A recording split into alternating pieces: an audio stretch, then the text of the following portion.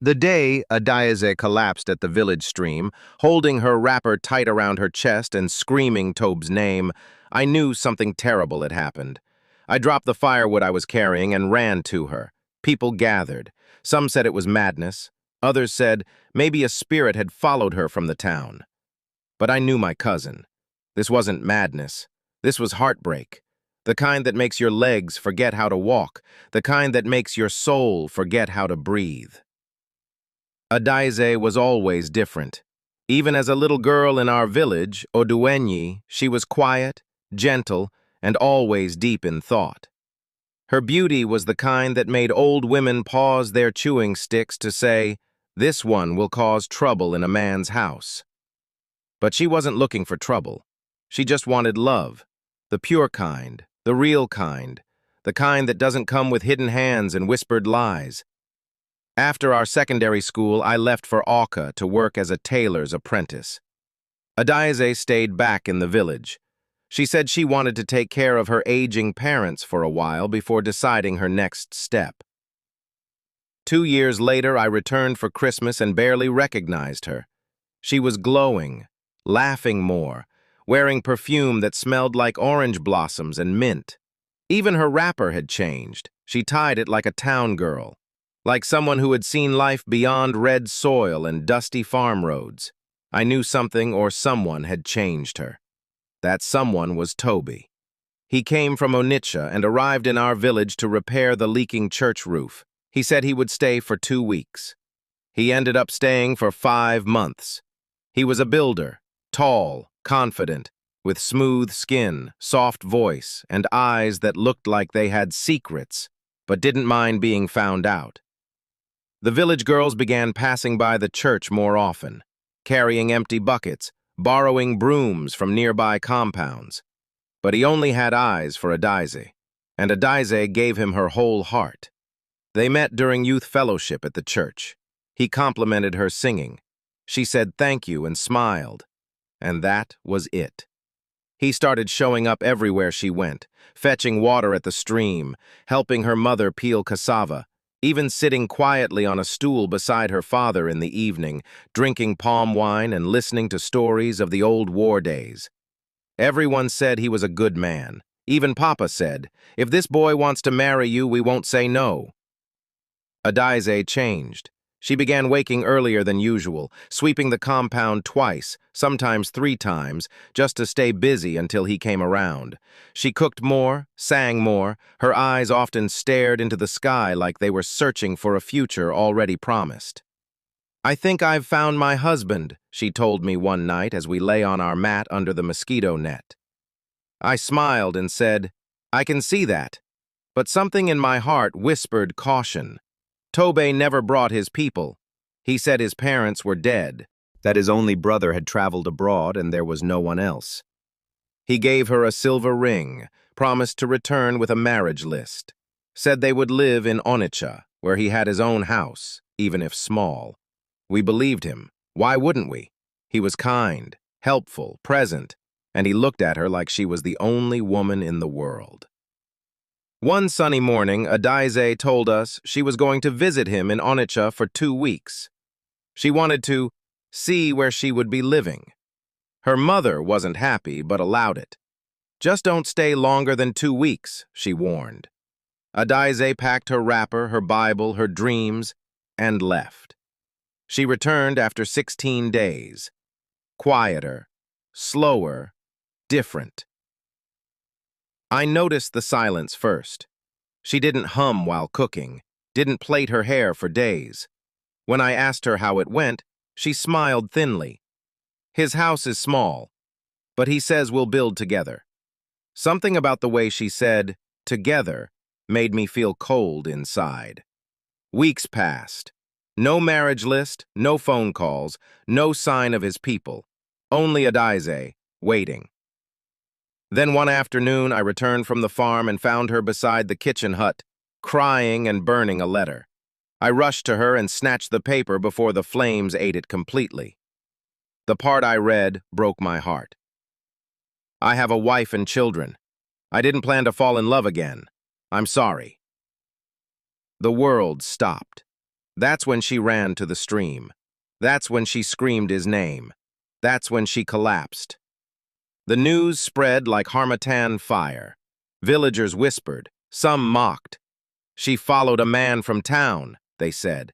What did she expect? Others shook their heads and said she needed spiritual cleansing. A man like that? He must have used charm. Her mother cried behind closed doors. Her father raged in public. I told her not to trust a stranger, he roared. But I stayed with her. I knew this wasn't just betrayal. It was the death of a dream. Adaize stopped eating. She stopped talking. She tied one wrapper all day and sat behind the hut, staring at the sky like it owed her answers. I tried everything, told her jokes, made her pepper soup, read her favorite Bible verses, but her eyes were distant. Until one morning, weeks later, I found her washing her face at the backyard tap. She looked at me and said, "If I stay broken, he wins. I won't give him that joy." That was the beginning of her healing. That day, she plaited her hair, wore her cleanest blouse, tied her brightest wrapper, and walked to the market square.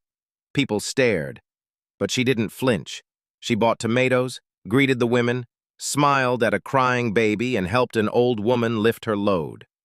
I followed from a distance, my heart full. Adaize wasn't back yet, but she was rising. She rejoined the church choir, started weaving baskets again, began helping younger girls who came to her with love questions. One day, a girl asked her, "Auntie, how do you know a man truly loves you?" She paused, then answered softly, "His love won't need hiding." Toby returned to a nearby village months later. He was fixing another roof. We heard he had a third child now. He didn't come to see Adaize, but I saw her looking at the road one evening. She didn't cry, just whispered, "I hope his wife knows." Adaize stayed single for a while. She poured herself into her basket business and helped her mother in the farm. Some suitors came, but she wasn't ready. Until one day she met Ebuka. He was a teacher from the next village, newly posted to our local school.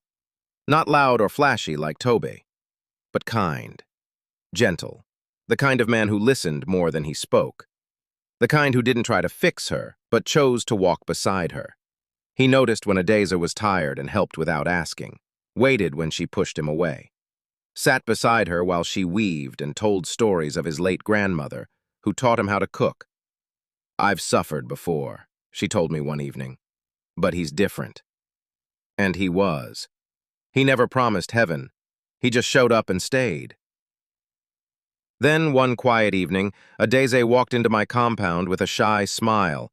"He asked me to marry him," she said. My heart jumped. "And you said?" She laughed. "I said yes." Their wedding was simple. Under the mango tree in front of her father's house, with local drums, goat meat, dancing, and laughter. The same villagers who once gossiped now clapped and said, "God's time is truly the best."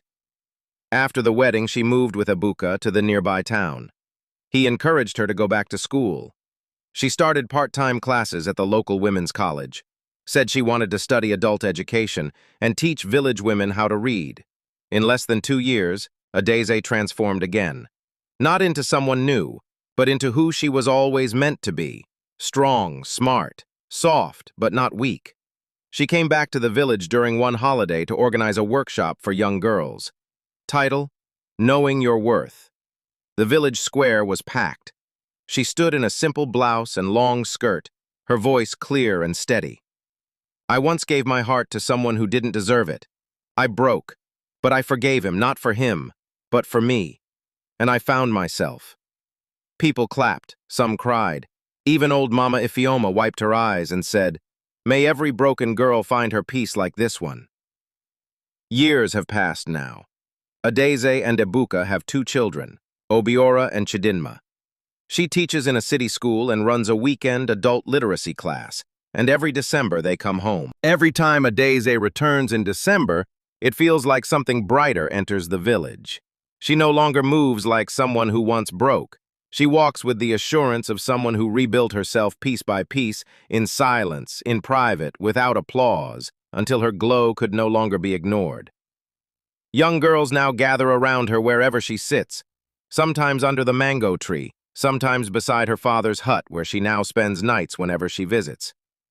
They sit cross-legged on the ground listening as she tells stories, not just of pain but of becoming. She tells them the truth, gently.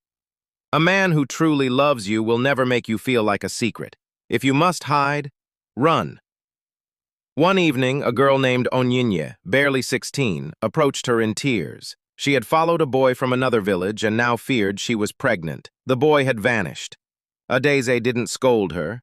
She hugged her, sat with her, told her she was not ruined, that this mistake would not be her ending.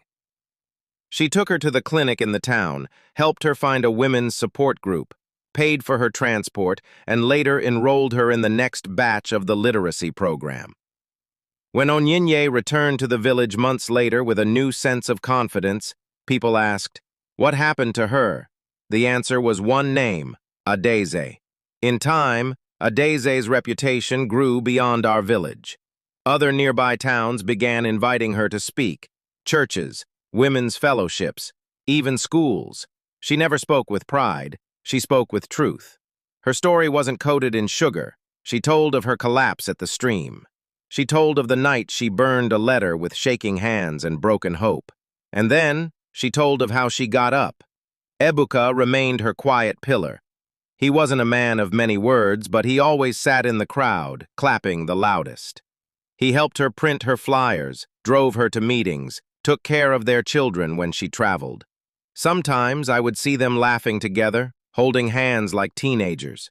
It reminded me that sometimes the loudest love is not the one that boasts, it's the one that stays. The biggest moment came one Harmattan morning when she was asked to speak at the town hall in Umuawulu, the largest crowd she had ever faced. She wore a sky-blue wrapper with tiny stars printed on it, and a white lace blouse that her students had sewn for her. Her voice didn't shake. "I was once a girl who begged to be chosen. Now I choose myself every day. I am not who left the village to chase love. I am the woman who returned with wisdom."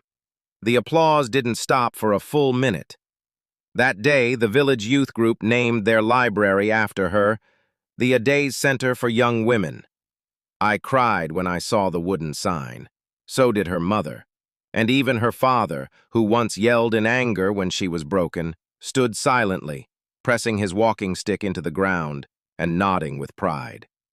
Now, whenever I sit in the village square, I see echoes of her.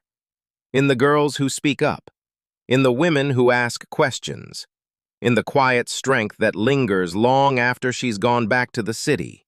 And when people ask me, "You knew Adeze before she became famous?" I smile. I say, "I knew her when she was in pieces, and I watched her gather herself and shine."